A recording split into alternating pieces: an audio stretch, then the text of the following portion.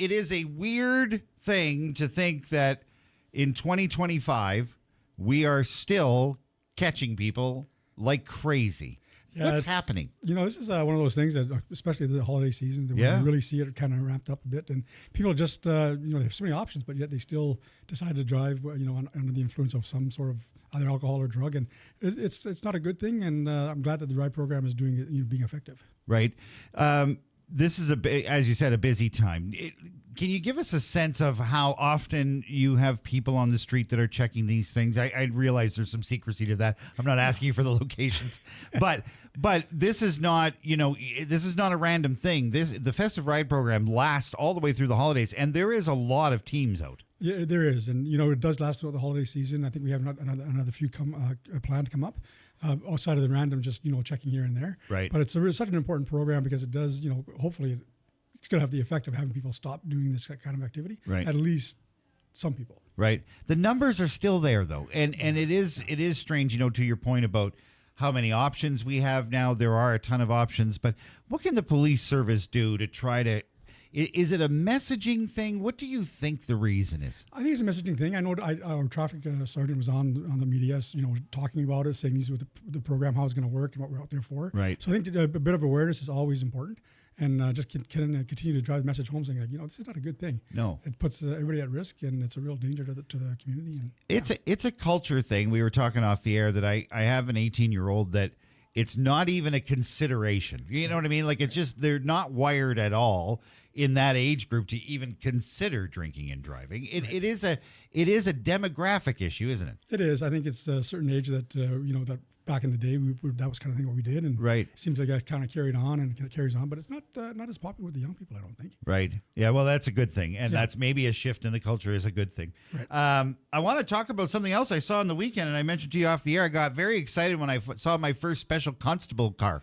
I was like, whoa, it's not a police car, but it kind of is. Let's talk about these special constables because it's a fairly new thing. The cars on the street fairly new. But let's talk about what it is that they do, where we'll see them, and what kind of things they're working on. So special constables have been around for quite some time. So we have them in the building, of course, but we also expanded that into, like we just had a program at DSAB. Right. So they're in DSAB doing the DSAB buildings, and that's been a fantastic program for us so far.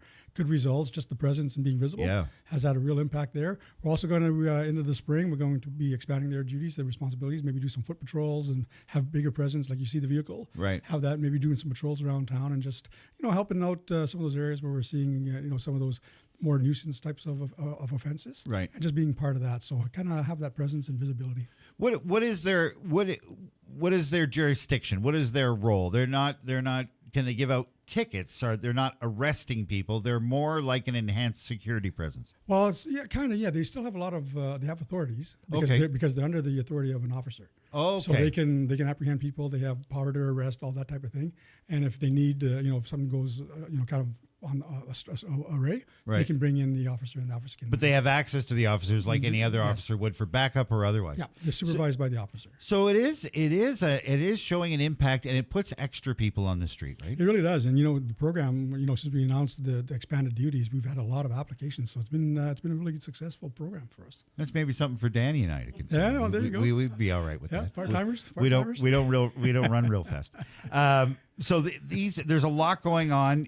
The service is obviously very busy. What else? Danny and I were talking about this earlier. I didn't want to go there, but good news, sort of, from the budget deliberations at council. When you were here last, we had talked about this. Yeah. You need a place. And it looks like now there is at least a bit of a plan for maybe an upgrade for Balmoral. There's a bit of a plan, yeah. So as we go into the whatever the new design is going to look like, or whatever the next phase is going to be, upgrades to the building as we go along in the next couple of years, which I think is a good plan because we are kind of busting at the seams, and, and we need a bit of help here and there. So I think that's a good idea from the city. Well, it needs to be upgraded. I've been in there, and it is definitely dated. But one of the advantages of working on the current building is that you can work on it while it's like in the same place. You're in the same building while the renovations are happening, so it's not as disruptive. It feels like exactly. It's not going to be that disruptive, and it's going to be. I think we're going to be doing a bit of piece by piece expansion if we can, and that's going to help. Just some space. You definitely need it. Yeah, don't you? Yeah. All right. The next thing that's coming, and everybody's talking about it, this gala.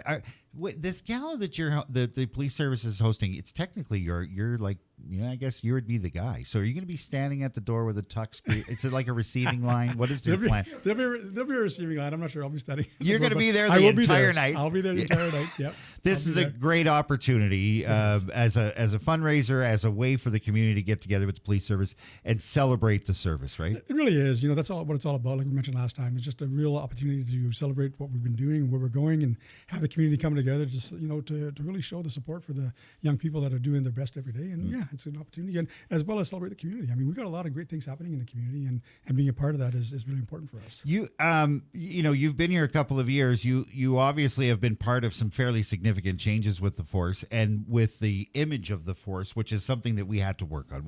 Everybody freely admits that. You must be happy with the progress over the last couple of years. Yeah, I really am. We think about it quite a bit. We talk about it in our office, and we have some good conversations, especially this time of year. We kind of reflect a little bit as to where we are. And I think we're really happy with the progress we've made in just about every front of the priorities that we have. So, yeah, we're pretty happy with where we're at. What do you think is the biggest priority going into 2026 for you? We've done so well on the community engagement, the community trust, and that piece. But I think we really got to focus on the internal piece. I mean, there's some scarring there left over from some things that happen. Sure. But I think that's one of the things we got to really look at as our people and make sure that they're well. Do you feel a shift in the culture in the building? I think so. Yeah, I think I can see the more positive. The more positive feelings. People seem to be happier coming to work, at least from what I've experienced my first few days to where we are now.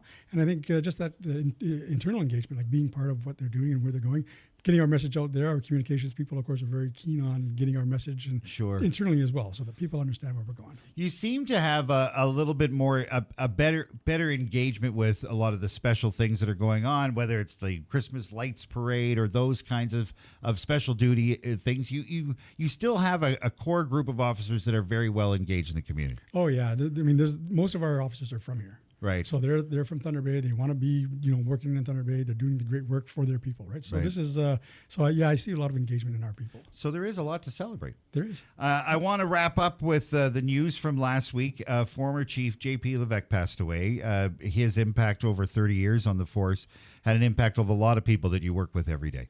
And I didn't know JP well. I met him a couple of times, but the conversation, around the table is that very, very nice man, very caring about his people. Yeah. Had that internal sort of understanding of the importance of the people that he worked with, and really did his best to support them. So that's a key when you talk about leadership. Well, especially with the tenure that he had, right? Yeah, that exactly. shows a lot. Well, I appreciate that. So, listen, we're excited about this. We're going to post a link to the gala to make sure we sell that thing out. Okay. And then I'm really looking forward to seeing you in the receiving line. I think you need to be right at the front door, shaking every hand when they walk in. Maybe you can help serve tables. I might do that. Yeah. Well, you're the chief. You got to be the guy. Yeah, exactly. It's a fantastic event. We're really looking forward to it, and we're really thankful to be a part of it. So thank you for including us with that. Awesome. Chief Fleury, all the best to you in 2026, sir. Again, thank you for your service and the rest of your team service. We know how hard it is out there, and we appreciate having you in our lives every single day, and we wish you a safe 2026. Thank you very much.